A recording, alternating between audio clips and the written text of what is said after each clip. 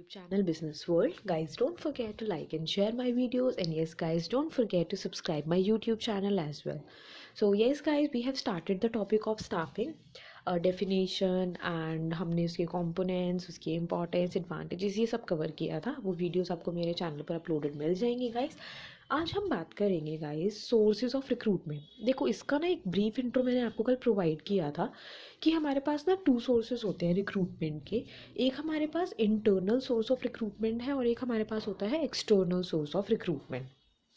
First of all we will discuss about internal source.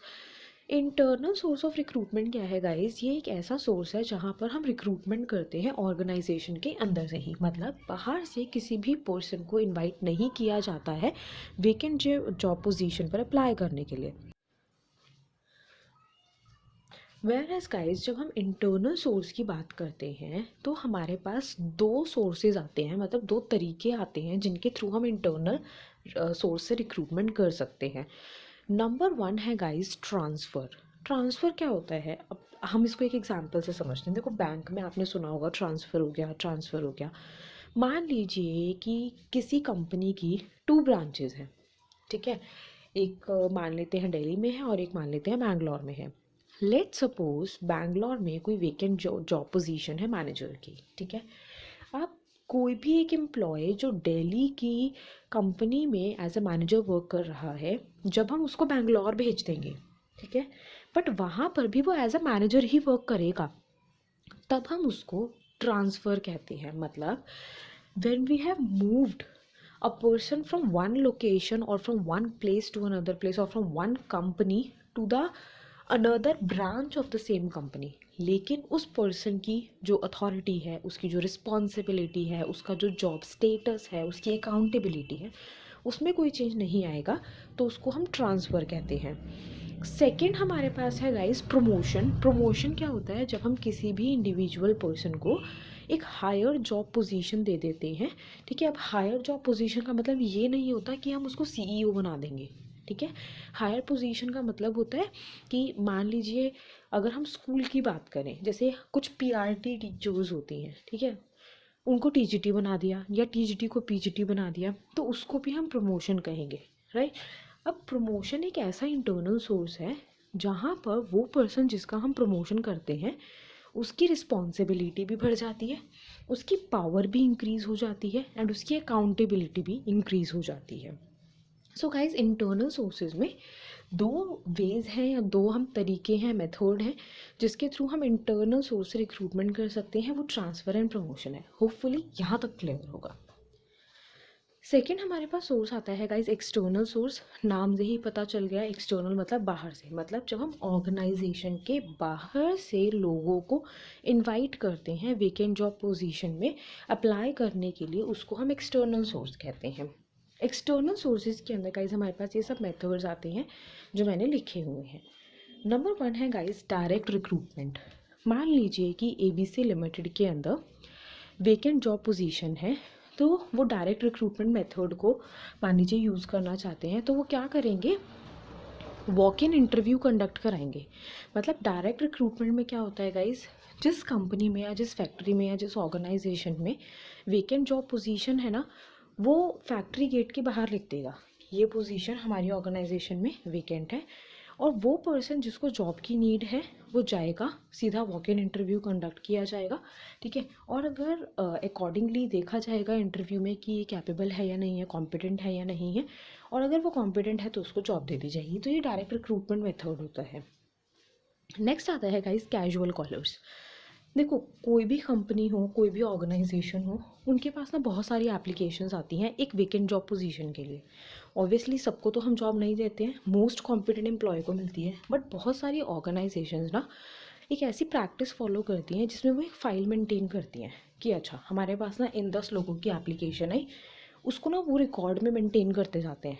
और फिर मान लीजिए कि कभी दोबारा से जब ऑर्गेनाइजेशन के अंदर वैकेंसी आती है ना, तो इंस्टेड कि वो न्यू एप्लीकेशन इनवाइट करें, जो रिकॉर्ड उन्होंने मेंटेन किया होता है उसमें से ही वो एप्लीकेशन को चूज़ कर लेते हैं, और जो लोग उनको कॉम्पिटेंट लगते हैं उनको वो कॉल कर लेते हैं. That is casual caller. Next आता है गाइस कैंपस प्लेसमेंट. ये भी एक बहुत ही अच्छा मेथड है जो कंपनीज़ यूज़ करती हैं. कैंपस प्लेसमेंट मतलब जो कॉलेजेस में जाकर हम अपनी ऑर्गेनाइजेशन की वेकेंट जॉब पोजीशन के लिए जब किसी पर्सन को एज एन एम्प्लॉय चूज़ करते हैं तब हम उसको कहते हैं कैंपस प्लेसमेंट। ठीक है, जैसा कि हमें पता है कि कोई भी कॉलेज क्यों ना हो, किसी भी कोर्स का क्यों ना हो, वहाँ कंपनीज विजिट करती हैं, तो उसको हम कैंपस प्लेसमेंट कहेंगे। देखो गाइस, नेक्स्ट है एम्प्लॉयमेंट एक्सचेंजेस। एम्प्लॉयमेंट एक्सचेंजेस जो है वो एक मिडिल मैन की तरह वर्क करते हैं। मान लीजिए मुझे जॉब की ज़रूरत है, तो मैं क्या करूँगी, मैं अपना बायोडेटा इन मिडिल मैन्स को मतलब एम्प्लॉयमेंट एक्सचेंजेस को प्रोवाइड कर दूँगी। ठीक है, ये एक रिकॉर्ड मेंटेन कर लेते हैं सभी लोगों का जिन्होंने भी इनको बायोडेटा दिया होता है, जिनको जॉब की रिक्वायरमेंट होती है। अब मान लीजिए कि XYZ लिमिटेड एक कंपनी है जिसको मैनेजर की पोस्ट पे किसी को एम्प्लॉय करने की ज़रूरत है, तो वो क्या करेंगी, इन एम्प्लॉयमेंट एक्सचेंजेस को कॉन्टैक्ट करती हैं और ये एक कॉम्पिटेंट पर्सनल प्रोवाइड करती हैं कंपनी को या ऑर्गेनाइजेशन को, जिसकी जहाँ पर वेकेंट जॉब पोजीशन है। और एम्प्लॉयमेंट एक्सचेंजेस ये सर्विसेज प्रोवाइड करने के लिए चार्जेस लेते हैं कंपनी से भी और उस पर्सन से भी जिससे अपना बायोडेटा दिया होता है। नेक्स्ट आता है गाइस एडवर्टीजमेंट्स। एडवर्टीजमेंट नेम से ही it is very clear itself. Advertisement मतलब ये एक ऐसा मेथड है गाइस जहाँ पर वो कंपनी जहाँ पे वेकेंट जॉब पोजीशन है वो एडवर्टीजमेंट देती है न्यूज़पेपर में, टेलीविजन्स पर एंड बिजनेस जर्नल्स के अंदर, जिससे लोगों को पता चल जाता है क्योंकि इस कंपनी में ये जॉब पोजीशंस वेकेंट है और जिनको जॉब की रिक्वायरमेंट होती है वो अप्लाई कर सकते हैं। नेक्स्ट हमारे पास आता है गाइस रिकमेंडेशन। रिकमेंडेशन क्या है, देखो कई बार ऐसा होता है ना कि मान लीजिए मैं किसी स्कूल में वर्क कर रही हूँ या किसी भी कंपनी में वर्क कर रही हूँ, मुझे पता चला कि अच्छा मेरे स्कूल में या मेरी कंपनी में ना ये वाली जॉब पोजीशन वेकेंट है, तो मैं क्या करूँगी, अपने किसी फ्रेंड का, अपने किसी फैमिली मेम्बर का, अपने किसी रिलेटिव का नाम सजेस्ट कर दूँगी कि सब मेरे कॉन्टैक्ट में या मैम मेरे कॉन्टैक्ट में ये पर्सन है एंड आई फील कि ये वाला पर्सन इस वेकेंट जॉब पोजीशन के लिए कॉम्पिटेंट है और एलिजिबल है। तो गाइस रिकमेंडेशन ज़रूरी नहीं है कि एम्प्लॉय अपनी तरफ से ही देगा, बहुत बार ऐसा होता है कि कंपनीज भी पूछ लेती हैं।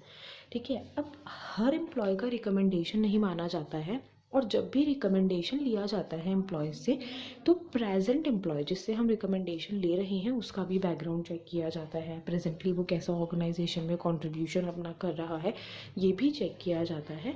क्योंकि देखो ऑब्वियस सी बात है कि अगर प्रेजेंट एम्प्लॉय ही अच्छी परफॉर्मेंस नहीं दे रहा होगा तो हाउ कुड वी बिलीव कि जिसको वो लेकर आ रहा है वो अपना 100% देगा, राइट। नेक्स्ट है guys web publications. Web publication का मतलब है गाइस कि इंटरनेट पर ना जैसे बहुत सारी ऐसी वेबसाइट्स डेवलप करी गई हैं जिस पे वेकेंट जॉब पोजीशन की इंफॉर्मेशन दी जाती है। फॉर एग्जांपल अगर हम बात करें naukri.com, ठीक है, तो ये इसीलिए है कि जिन लोगों को नीड है जॉब की, ठीक है, वो यहाँ पर जाते हैं, देखते हैं कौन सी कंपनीज़ में वेकेंट जॉब पोजीशंस हैं, ठीक है, और जो कंपनी जिसको एम्प्लॉय चाहिए वो यहाँ पर पूरा डिटेल में सब कुछ इन्फॉर्मेशन प्रोवाइड कर देते हैं एंड अकॉर्डिंगली कोई भी पर्सन उसके लिए अप्लाई कर सकता है। नेक्स्ट आता है guys labour contractors. Labour contractors ऐसे लोग हैं जिनका डायरेक्ट कांटेक्ट कैजुअल लेबर्स से होता है।